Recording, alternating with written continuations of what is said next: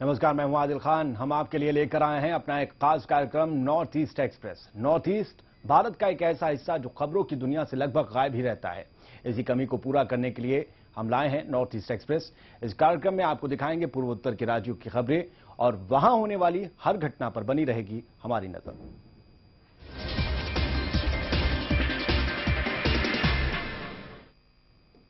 गृह राज्य मंत्री किरण रिजिजू ने भारतीय कूटनीति की जमकर तारीफ की। साथ ही किरण ने भरोसा दिया कि भारत की 1 इंच जमीन को भी किसी दूसरे देश का कब्जा नहीं होने दिया जाएगा।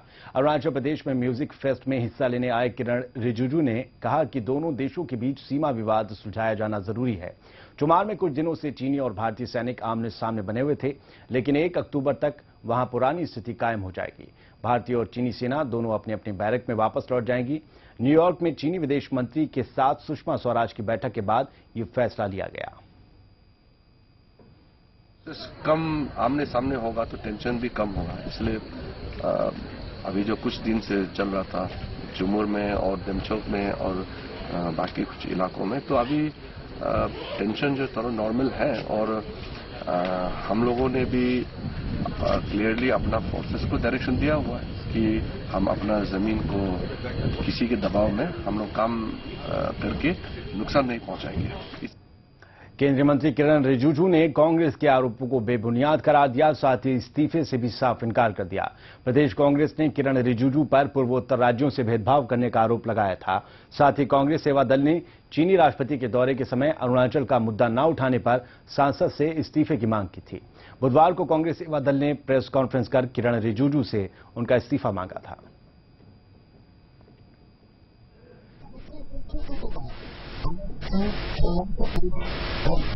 Foreign policy is not determined on the basis of gossip or ignorance. It's based on deep understanding and technical knowledge.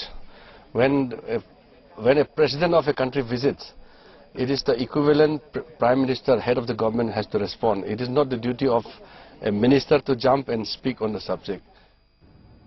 Tripura के रेल मंत्री मोहम्मद मजीबुल हक का त्रिपुरा में भव्य स्वागत किया गया। अगरतला और बांग्लादेश के अखौरा के बीच रेलवे सेवा जल्द शुरू होने वाली है। रेल मंत्री इस रेल परियोजना को लेकर भारतीय अधिकारियों से बातचीत करेंगे। बांग्लादेश के रेल मंत्री मोहम्मद मजीबुल हक 3 दिन के दौरे पर त्रिपुरा पहुंचे। त्रिपुरा में बांग्लादेशी मेहमान का भव्य स्वागत किया गया। मजीबुल हक को गार्ड ऑफ ऑनर दिया गया। साथ ही फूलों के गुलदस्ते भेंट किए गए। स्वागत से बेहद खुश बांग्लादेश के रेल मंत्री ने भारत के साथ संबंधों को ऐतिहासिक बताया। साथ ही भारत की पूर्व प्रधानमंत्री इंदिरा गांधी को भी याद किया। भारत बांग्लादेश के बीच रेल संपर्क 1947 से नहीं है। मजीबुल हक ने दोनों देशों के बीच रेल संपर्क जल्द शुरू करने की बात कही। আখাউড়া আগরতলা রেলপথ একটি গুরুত্বপূর্ণ প্রকল্প। এই প্রকল্প বাস্তবায়নের জন্য দুই দেশের সরকার অত্যন্ত আন্তরিক। अगरतला और बांग्लादेश के अखौरा के बीच 15 किलोमीटर रेल ट्रैक बनाने का काम चल रहा है। इस परियोजना को बेहद अहम माना जा रहा है। परियोजना के लिए भारत सरकार ने निवेश किया है। बांग्लादेशी रेल मंत्री 27 सितंबर को स्वदेश रवाना हो जाएंगे। अगरतला से न्यूज एक्सप्रेस के लिए ब्यूरो रिपोर्ट। तो ये ट्रेन शुरू हो जाएगी तो बहुत सी सहूलतें पैदा हो जाएंगी। अरुणाचल प्रदेश से दिल्ली तक का सफर अब बहुत आसान और सुविधाजनक होने वाला है, क्योंकि अरुणाचल प्रदेश अब रेल मार्ग से भी दिल्ली से जुड़ने वाला है। भारतीय रेल जल्द ही नाहरलगन से दिल्ली तक राजधानी एक्सप्रेस की शुरुआत करने वाली है। हो सकता है कि ये ट्रेन इस साल नवंबर के अंत तक शुरू हो जाए।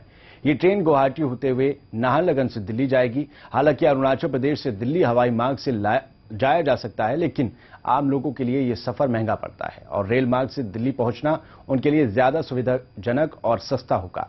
पूर्व लोकसभा सांसद ताकाम संजोय का कहना है कि ये योजना यूपीए सरकार के दौर में शुरू हुई थी। इससे लोगों को तो आसानी होगी ही, राज्य में पर्यटन को भी बढ़ावा मिलेगा, जिससे यहां की अर्थव्यवस्था मजबूत होगी।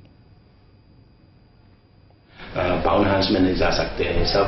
अभी एयरपोर्ट आएगा, जहाज से नहीं उड़ सकते हैं, तो रेलवे ही एक ही है। हम एक्स एमपी भी जा सकते हैं, एमपी होके जा सकते हैं, मुख्यमंत्री भी जा सकते हैं। राजधानी is the life line of India's development now. Itanagar से यानी कि गुवाहाटी से दिल्ली से ईटानगर तक जो एक्सटेंडेड राजधानी भी हो, जो भी हो, ये ऑलरेडी यूपीए 2 का समय में ऑलरेडी तय किया गया है, उसका बजट का भी प्रोविजन किया गया था। तो ये जो रेलवे जो है नाहरलगुन तक जितना तक रेलवे लाइन करना चाहिए था पूरा का पूरा कमीशन हो चुका है मेरे समय में। और रेलवे अथॉरिटी ने बहुत ये भी प्रोग्राम जो है 4-5 साल पहले ही कमीशन होना चाहिए था, लेकिन काम कहीं पर रुक गया है। अरुणाचल प्रदेश में relaxing of inner line permit को लेकर ऑल नेशी स्टूडेंट्स यूनियन ने नाराजगी जताई है। एक अखबार में छपी खबर के मुताबिक अरुणाचल प्रदेश की सरकार इनर लाइन परमिट के मानदंडों में कुछ बदलाव कर सकती है। सरकार रेल सफर करने वालों को आईपीएल से छूट देगी। केंद्र सरकार दिल्ली से नाहरलगुन तक राजधानी एक्सप्रेस शुरू करने की योजना पर काम कर रही है। अंशु अध्यक्ष ने रेल सेवा का स्वागत किया, साथ ही ये भी कहा कि रेल टिकट आईपीएल की जगह कैसे ले सकते हैं।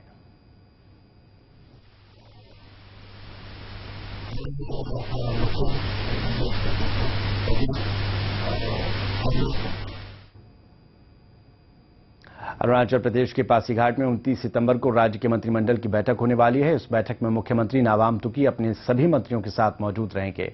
बैठक में राज्य के वरिष्ठ अफसर भी मौजूद रहेंगे। अफसरों को आदेश दिए गए हैं कि वो जरूरी दस्तावेज साथ लेकर आएं, जिससे राज्य के अहम मुद्दों पर विस्तार से चर्चा की जा सके। बैठक को लेकर तैयारियां पूरी की जा चुकी हैं। बैठक में किन मुद्दों पर चर्चा की जाएगी, इसकी जानकारी राज्य के शिक्षा मंत्री ने दी। तापांग ताहलो शिक्षा मंत्री हैं, साथ ही उन्होंने जानकारी देने के साथ साथ अरुणाचल प्रदेश में शिक्षा की स्थिति पर भी बात की।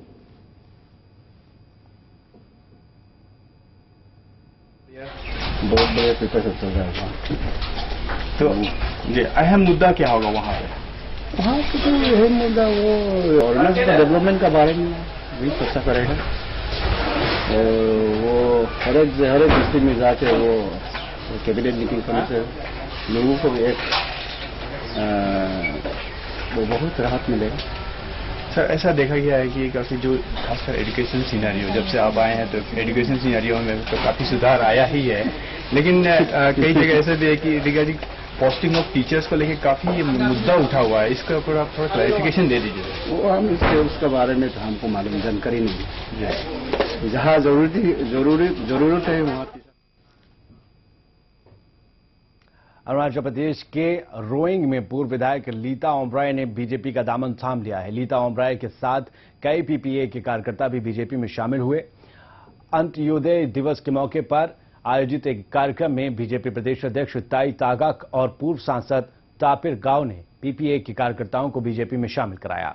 लीता ओमराय बीजेपी का प्रवक्ता बनाए गए हैं और मॉनिटरिंग कमेटी का उन्हें सदस्य भी बनाया गया है। बीजेपी नेताओं ने ओमराय के बीजेपी में आने से उपचुनाव में फायदा होने की बात कही।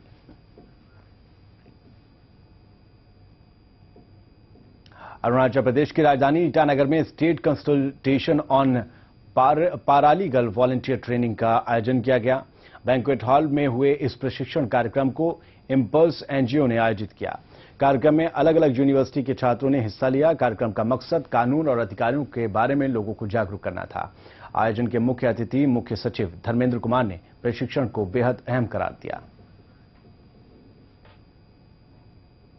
अरुणाचल प्रदेश के सेंट क्लॉरेट कॉलेज में नेशनल सर्विस स्कीम डे मनाया गया।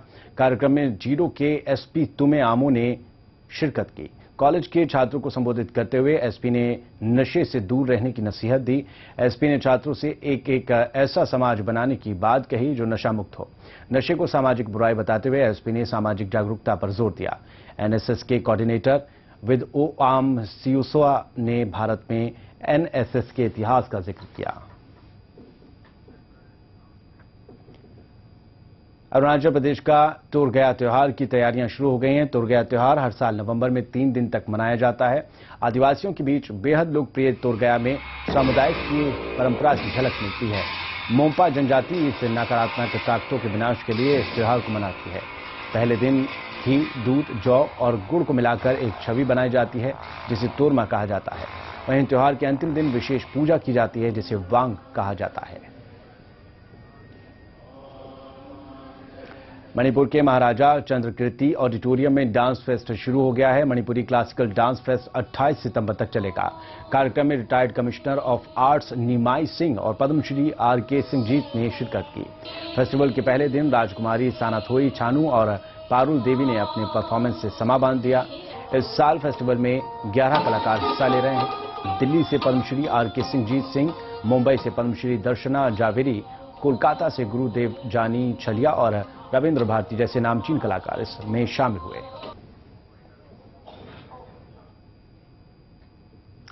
इसी के साथ इस बुलेटिन में फिलहाल इतना ही। नमस्कार।